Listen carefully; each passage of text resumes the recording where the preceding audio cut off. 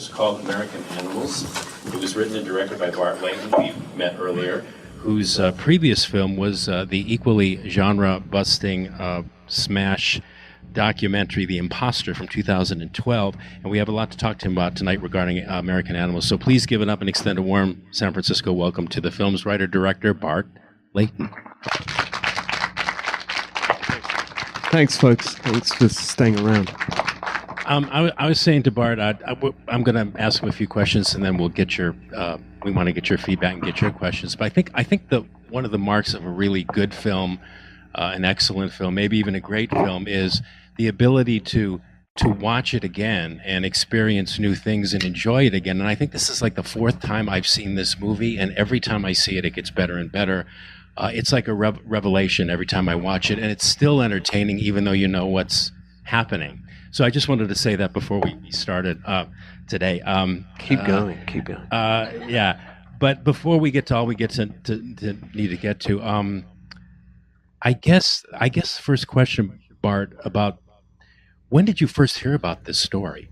I mean, when did it first reach your ears? And I mean, it's bizarre as anything. I think I read about it on the way back from. Oh look, there's marks and everything. On the floor, I think I was on the way back from Sundance with The Imposter, and I read about it in a magazine on the plane, and it seemed like a good story. I mean, it seemed like a kind of a good yarn, but I wasn't sure that it was more than that. And coming from docs, generally we tend to kind of go to the horse's mouth for the, and I suppose I wanted to understand more of the motivation behind, because they didn't seem like the group of young people or young men that should have been involved in a crime like this. And so, coming from, being reasonably well educated, coming from supposedly good families. And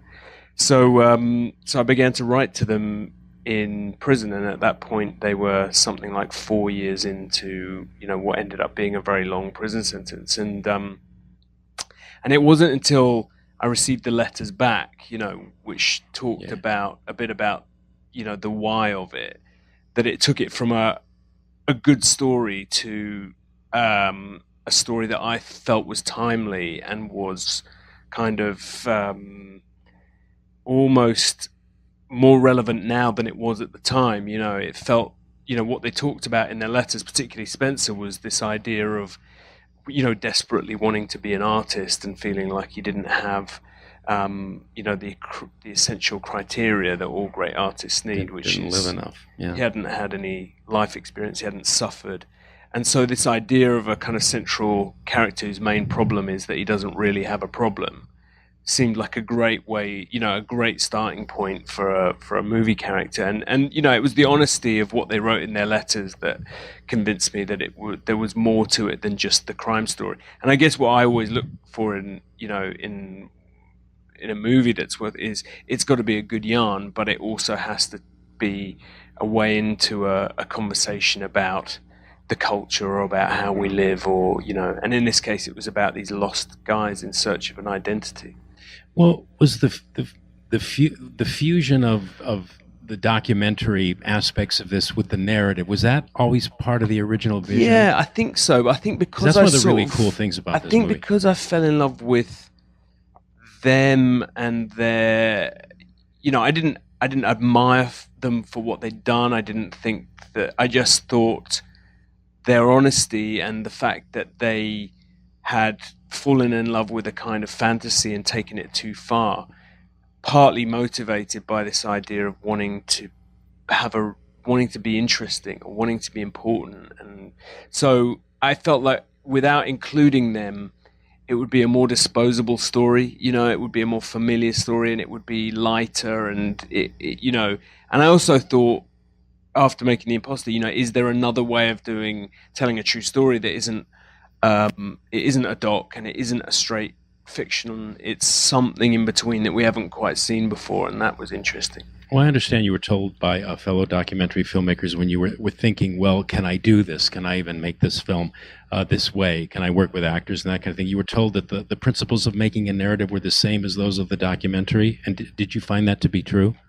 No, not remotely. I mean, you know, when you make a doc, you're kind of observing and trying to just capture the truth. And when you're making a fiction film or a narrative, you're trying to fabricate the truth. You're trying to kind of make it up. And, you know, and I'd never written a screenplay before, so it's not until the actors show up and then they start saying all the lines you've written and that you realize that you know whether it's going to work or whether it feels truthful. And, you know, with docs, a lot of it is, you know, you start off thinking you're making one film and you end up making something, you know, totally and the story unfolds in a different way, and chaos and sort of spontaneity is to be embraced. You know, that's something you want in a doc. You don't want it all mapped out. You want a plan, but you don't. Whereas with He's drama, telling you to come closer to me. What for the light? Oh, Yeah, okay, right, right. Sorry. Right. Yeah. So, but with where are you going? I want you to get over here more. So yeah. But with a drama, you know, you end up with, you know, with a doc, we roll around with like a bunch of people you could fit in a minibus. We had hundreds of people, and I thought, what are you all here for? What do you all do?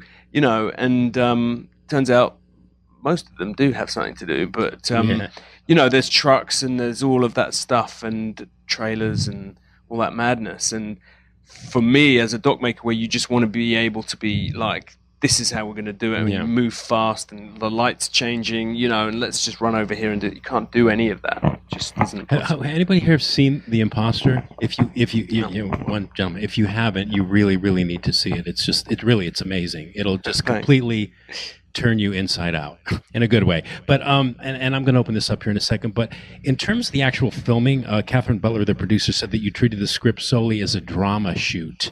Yeah. Was there any other way to do it? I mean, once we'd done, originally I wrote the script and I wrote their voices into it because it was quite a weird process, because in order to get the film financed, I had to write a screenplay that someone would want to finance. And in order to do that in the way that I wanted to make this film, I had to write the dialogue for the real guys. But of course they were in prison, and the only thing I could do was write their dialogue based on what they'd put in their letters. And of course, when you sit down to do an interview, people behave, you know, it's never what you imagine it's going to be. It could be, and you know, in some ways it was richer, and lots of things came out of it that I hadn't anticipated.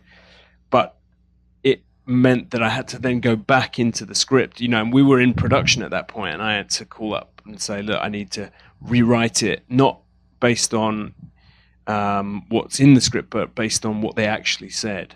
And so that was, because there wasn't a format for making a film like this. There wasn't really a template, so no one knew how to schedule it, budget.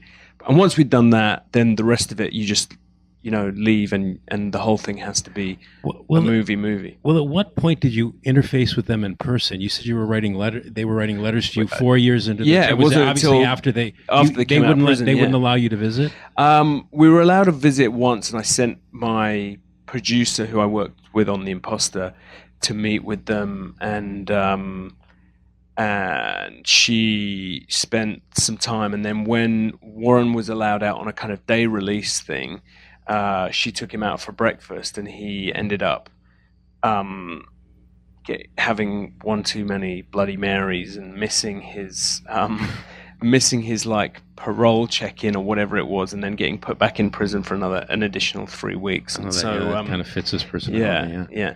And so then, once they were kind of settled and back, then we went and talked about, you know, the reality of doing something, and then shot the interviews not that long after that. I'm going to open it up, but I have one gripe about the movie, and I think I had it with The Imposter too. And it's just a question of, and I want to get your response to this, because I remember what you said about The Imposter that I want you to share with the audience. But I kind of question, in a way, I don't want to say morality, because it's a slippery slope, but the giving giving these guys a kind of a forum like this. They'll probably make money on this. Probably, maybe you think. I'm just curious what your response to that is as a response as the responsible filmmaker that you are. I mean, it's different with docs. It's a very different thing. They had already, when I made contact with them, they had already had a Hollywood producer show up, and they'd optioned the story article, already. the story, the life rights, paid them like, I say in that 'cause Hollywood. I've got colleagues who won't go to see these movies because they just feel funny about supporting, I mean, I think it's very, I think if you've got, if these guys had committed this crime in the UK, they probably would have served, I don't know if they would have even served a year or two. They Really? and they did the best part of 8 years, their entire 20s almost. They, I think if you're glamorizing something, and there's loads, I mean, talk about the Wolf of Wall Street. I mean, that is a really morally dubious, and there's a million of those movies in which we humanize and sympathize for people who do terrible exploitative extortion thing. I felt with these guys, they'd served their time. They weren't keen to rehash it, but I also felt like it was a story worth talking about. This is a story about, a group of people laboring under this idea that, we are now in a culture where there is a, and I'm aware this is a sort of tech-focused screen, but there is now a metric for how valuable you are in the world. how many Twitter followers, how many followers, how many likes, how many this, how much of that is influencing a need for some kind of external validation constantly. I was talking to someone who was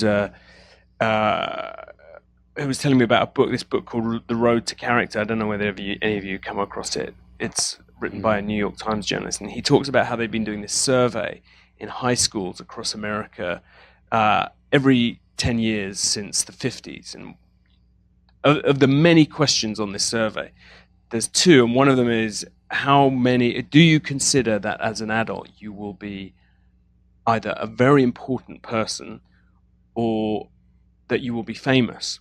And when they started doing that back in the 50s and 60s, and it was between 3 and 8% of respondents would imagine that they as adults would be important or famous. I think they did it in 2012, and it was something like 70%.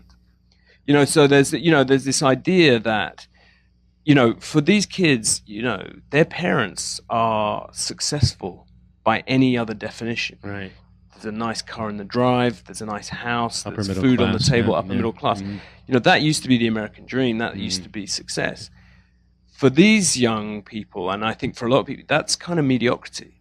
And being mediocre is like close to being a loser or something. There's something about that I felt was at the heart of what the story was about and the motivation. And I think if you don't tell stories about people who've made mistakes, and there's no question that this is a cautionary tale. So I understand the concern of like, but I was just playing devil's No, I advocate. get it, and and I think it's an interesting argument. But then, and it's interesting because now we're in a climate where there are conversations about what kinds of stories are getting told.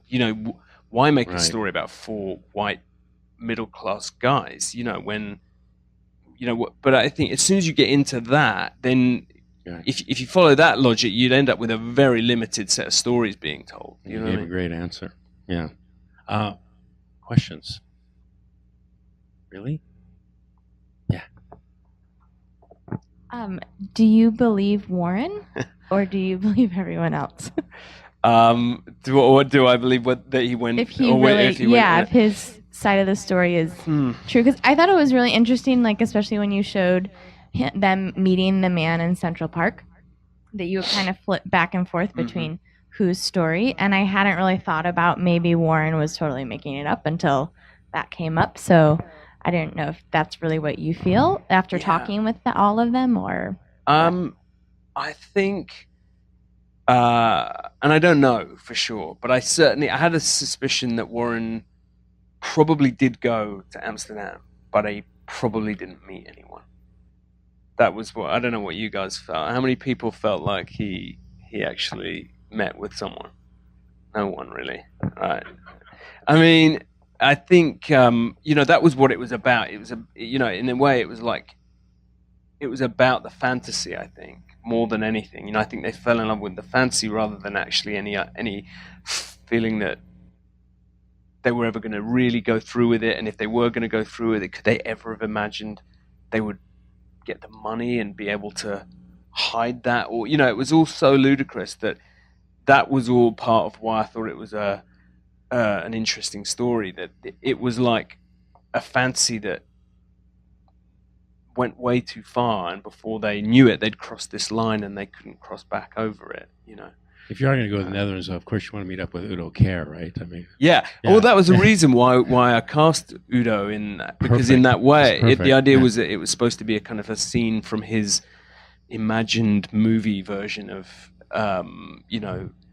the memory, rather than a kind of reality, if you know what I mean. So speaking of the cast, did you? I would think with a script like this, I mean, your cast was brilliant and everybody seemed perfectly cast. I mean, and the directors will say that's what you want to do. You want to cast, so then you can just get out of the way and let them do their thing.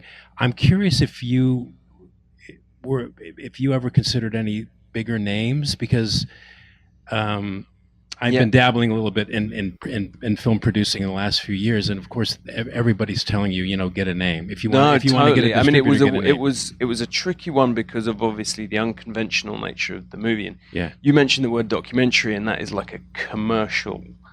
It's still, and it's pejorative commercially, right? People think, and so I was constantly reassuring them, it's not going to be a doc.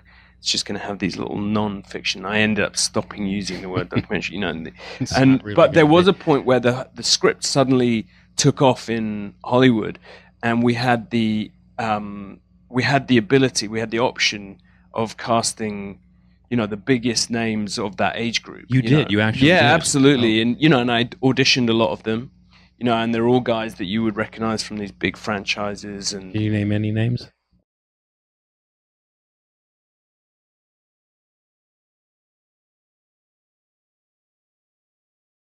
And especially when you got the real people in it, I think it would have been fine, and we would have got there. But I felt strongly I wanted faces that didn't feel like kind of conventional movie faces. Evan Peters, is he kind of what's the word? He always struck me as a very unpredictable actor, kind of wild, but no, still very professional. He's got this kind of wildness, but he is unbelievably, he's almost a method actor. He's so played prepared. Warren in the film. Yeah. Whereas Barry, who's the Irish, who plays Spencer, he's like he's just a kind of natural. He shows up on the day, doesn't really know what day it is, doesn't know what kind of scene was shooting, but once he's in it, he suddenly does this thing, and you're like, oh wow, he has to kind of be in it. Whereas Evan is his script was almost as well annotated as mine was. He's really, and he stays in character for what that scene where he's drunk. He stayed drunk the whole night. I mean, obviously he hadn't drunk anything, but he stayed in this kind of zone in that space, of completely being shit-faced. Yeah, like Daniel Day-Lewis does. Questions? Yeah.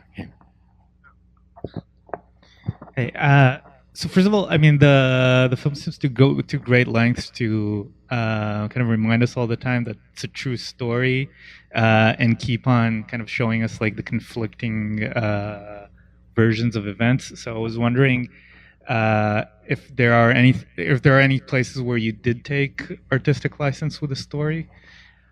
Not. I mean, yes, but not many. Like, there wasn't a whole lot. It was so kind of like absurd and like all of that stuff. I mean, like, for example, I don't think he didn't get run over by the car, but he nearly did. Like, I don't think he actually physically hit, but, you know, it was, you know, he literally ran out in front of it as they were making the getaway. I was like, well, come on, he might as well get run over by it.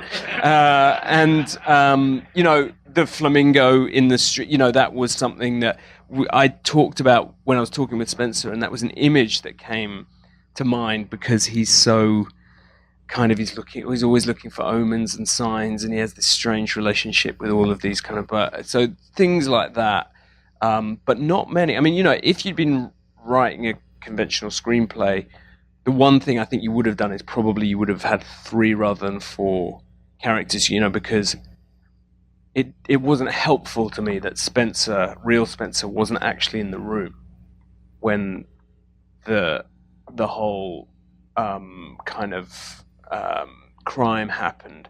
And, you know, because he is our sort of central character, you know, really in a conventional script, you would want him to have that moment of, you know, he wants this thing, he wants to have an experience of life, and actually he wasn't really there for the moment. So I had to kind of make that transition into Warren's story a little bit. But no, there wasn't much that, you know, all of the stuff in the elevator, that was more or less unbelievable, right? Yeah. Oh, sorry. Yeah, good. Yeah. Sorry. Yeah. I was just going to ask, were any of the 4 kind of, did you need to like sell them on being part of something with the other 3 guys? Because yeah, especially Chaz. You know, Chaz at the beginning was like, I'm not doing anything that the rest of them are doing. And the others were like, I'm not doing anything that Chaz is doing.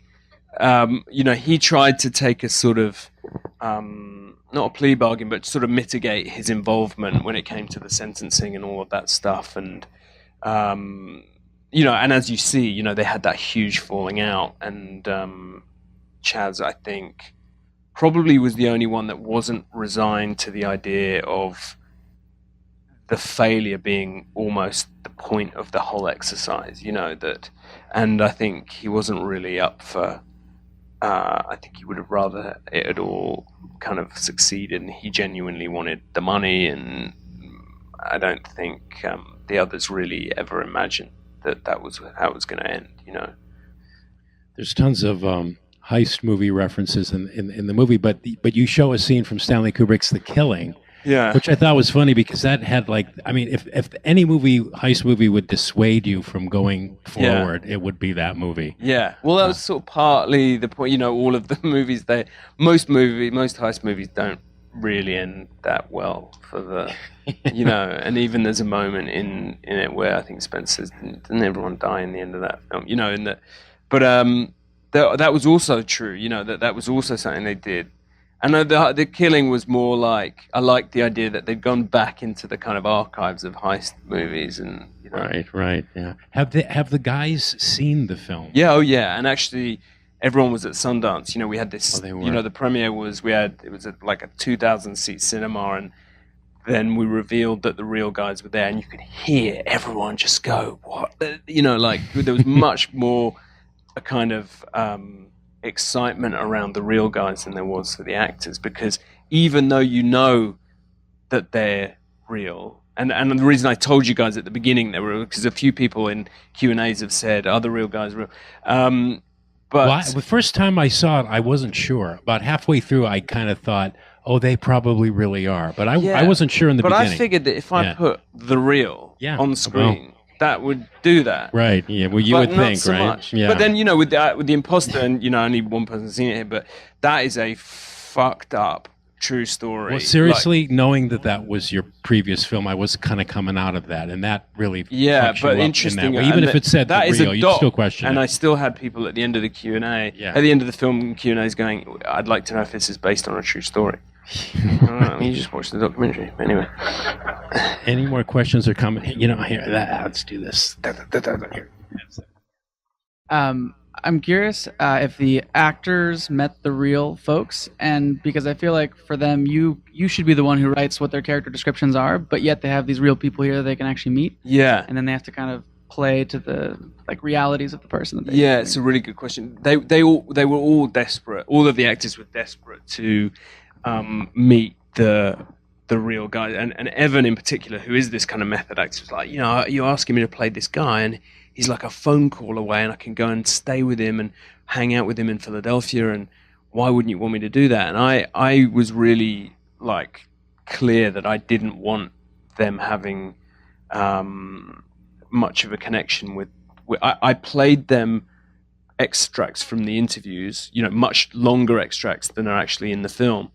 And I felt like, as you said, that what I'd put in the script was what they needed to know about their characters, and we could have conversations about it. But the other reason was that, the real guys are 10 years older.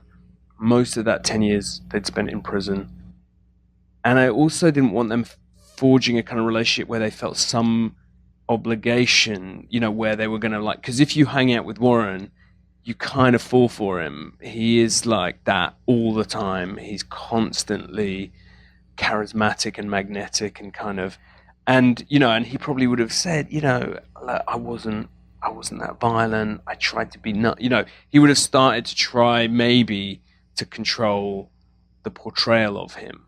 And so yeah, I just kind of banned it. But then Evan ignored me, and he reached out to Warren on like Instagram or something like that, and then they started this kind of communication, which I don't think was a problem, but it wasn't necessarily helpful.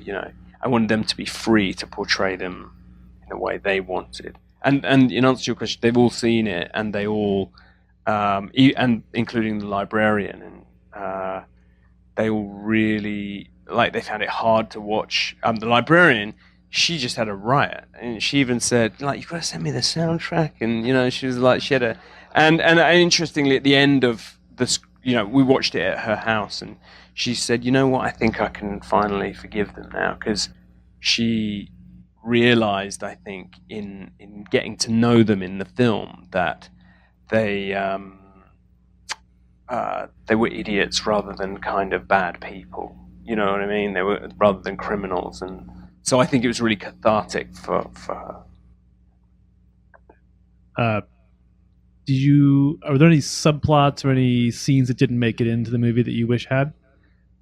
There were scenes that I was that were in versions of the script. There were more girls. That Warren had a girlfriend that he kind of broke up with in order to have, because he knew he was going to choose one version. He gradually, he had this kind of sort of slightly disengaged from his dad, and then disengaged from his girlfriend, and then obviously from the college he gets expelled, and so there were a couple of things like that. There was the only thing I shot which didn't was a sort of graduation scene at the beginning, and the film was sort of opened with this commencement speech, which we shot and which I'd written based on going on YouTube and looking at dozens of commencement speeches. And there's all of this kind of, and how people get sent out into the world with this set of expectations, which aren't always terribly realistic, about, you have the responsibility to do something amazing. We've given you the tools, so there was a whole big... Do we know how that started? I know the right is kind of blaming Fred Rogers now for that. Mr. Rogers for telling kids that they were special, but I think they just misinterpreted that. I mean, special meaning nobody, everybody's the same, nobody's better than you. You're worthwhile. But this, Warren's speech, yeesh. Yeah. Well, why didn't you take it a step further and maybe commit, mass murder or something, which is what I wanted to say. What I did say to him on the screen the first time I saw it.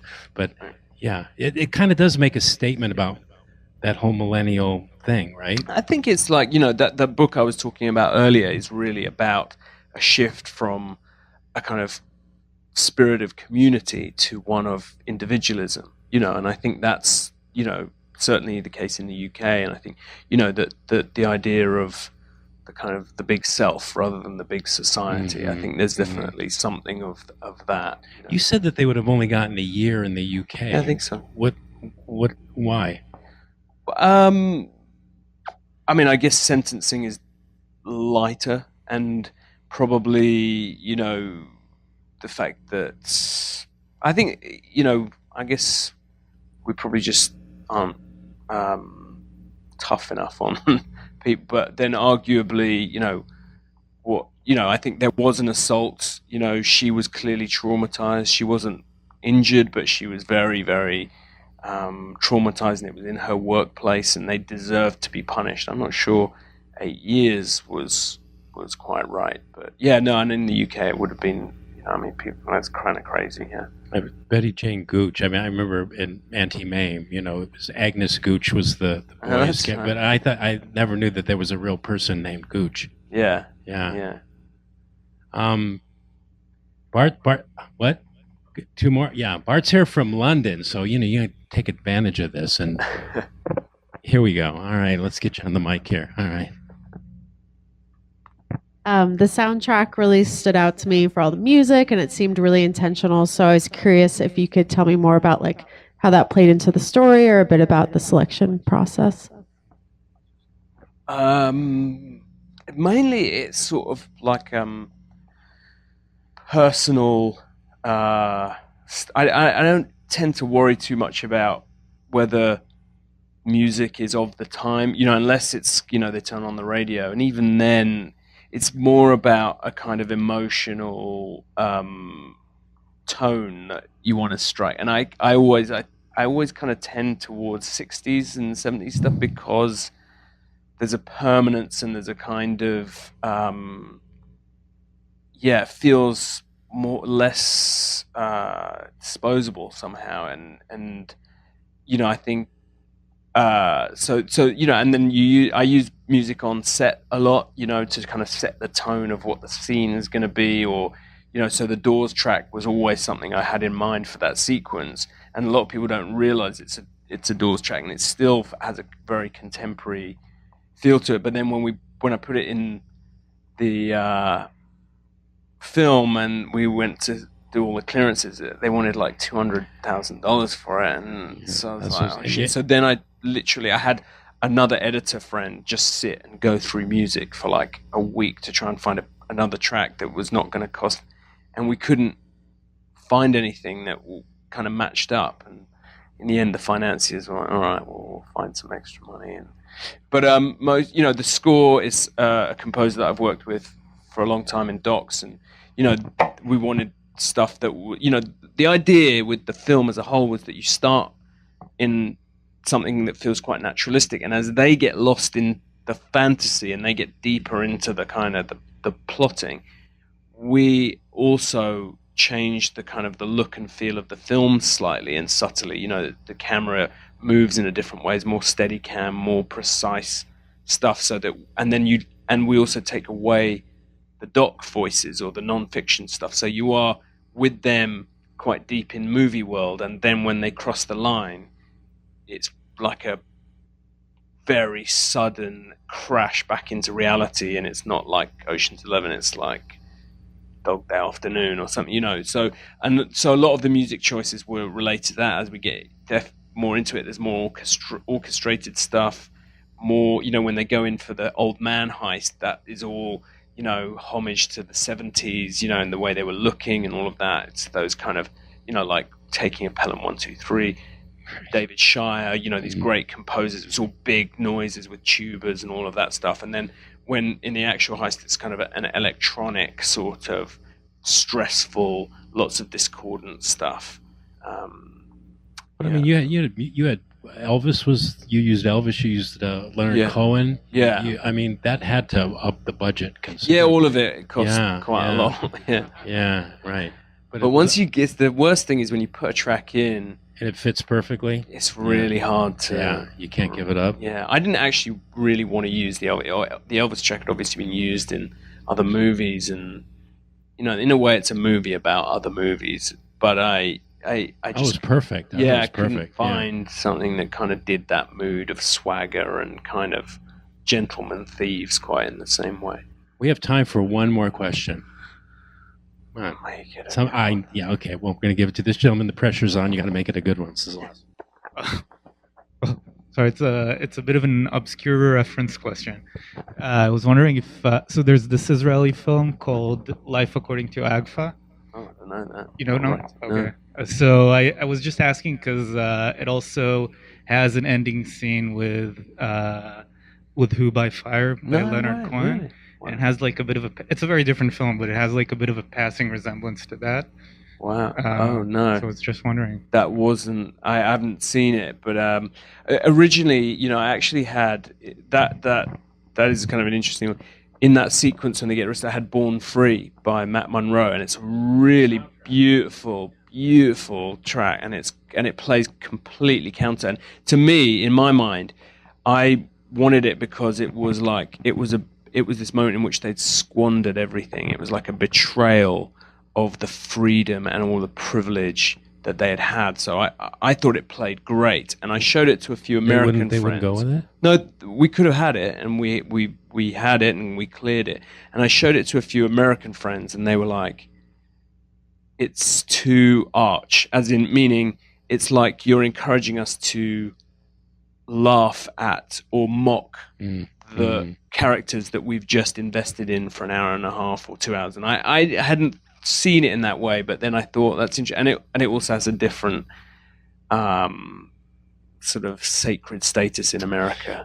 Yeah, in the but it played great. But then Who by Fire was also kind of against the, you don't have an action scene. It was all shot in that way in slow-mo. That was always very intentional. That I'm told because it won the Academy Award, I think, for Best Song, Born Free, but it was played to death. Yeah. Like on all the radio stations and, Yeah, I'd love to play you guys the sequence with that. It's really an effective DVD thing, but maybe. it's like- DVD, yeah. DVDs. So, Bart, do you want to say anything just in summation about I mean, the no, film? just to say, with movies like this, we rely on, it's all about, word of mouth and all of that kind of stuff. And, we're here at the film festival, which is great. But, if you guys like it, the movies that are made in this range, budget-wise, and kind of, with these ambitions, they're difficult, and there's less and less of them made, really. Yeah. And you guys know that it's now like the franchise movies in Hollywood that's all that comes out of that, and then the rest of us are trying to find ways of doing more interesting stuff, and so it'd be great to have your guys' support and help in kind of getting the word out there. The trailer just went out today. Yeah, John said it was just launched today. Yeah, and it's gotten an incredible reception. But and it's so for it opens. I think in San Francisco June 8th. John, is that right? June 8th. So if you liked it, tell your friends. Go on social media and say you just saw this great movie. If you didn't like it, don't go on social media and say anything. But please thank Bart Layton for coming out here tonight. Cheers, guys. Thanks very much. Thank you. Yeah, nice job. Cheers. Yeah, thanks for coming out.